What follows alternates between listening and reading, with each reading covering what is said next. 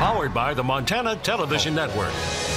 This is the 10 o'clock news on Q2, Montana's news leader.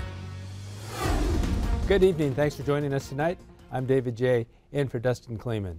A former vice president of the United States came to Montana tonight. Joe Biden spoke in Helena to a group at an annual Democrat event. Democrat candidates for state and federal office campaign at the Mansfield Metcalf Dinner. Senator Jon Tester is running for re-election in November, and he also spoke. Former Vice President Biden talked about fatherhood. He took the stage at about 9:45 and talked about fatherhood and his late son, Bo. You know, my dad used to have an expression for real. He'd say, you know your success as a father when you turn and look at your child and realize they turned out better than you. My son, Bo, was better than me. He was a great source of pride, as my son Hunter and my daughter are.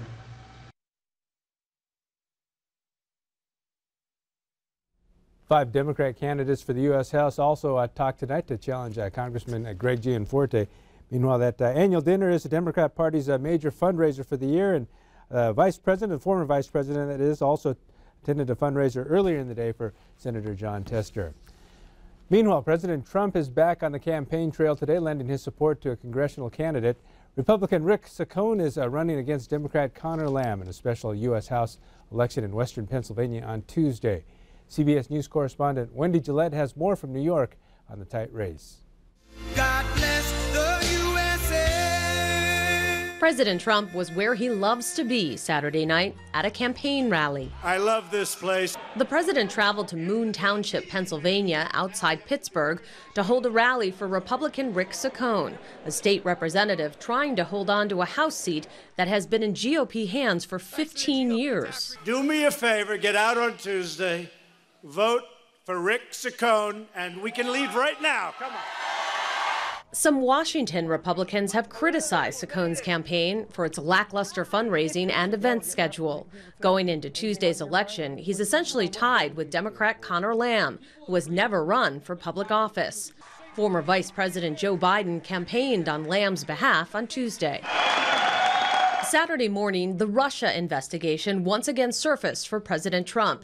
ABC News aired an interview with former Trump campaign aide Sam Nunberg after he testified Friday before a federal grand jury connected to Robert Mueller's Russia probe. I don't think it's a witch hunt. There's a lot there. Attorney General Jeff Sessions also weighed in on his recusal from the investigation while speaking at Georgetown University. That was what I was advised by the professionals, career people in the department, and I felt like I had to recuse myself. But President Trump had other concerns this weekend, trying to give a candidate a lift in a race that could be an indication of what's to come in the midterm elections in November. Wendy Gillette, CBS News. And the race in Pennsylvania's 18th congressional district, largely working class area that went to President Trump by a large margin in 2016. Over in the West Coast, a nonprofit program designed to help traumatized war veterans is now in mourning.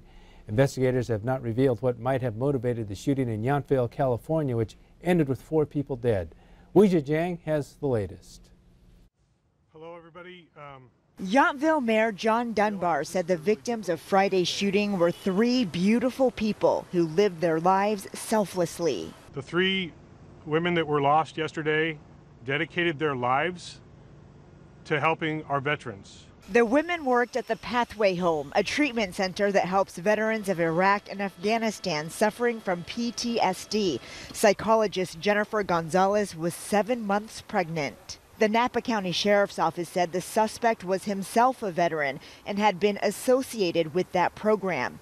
Military records show 36-year-old Albert Wong was awarded 5 medals while serving in the Army. He spent a year in Afghanistan during his 3 years of active service.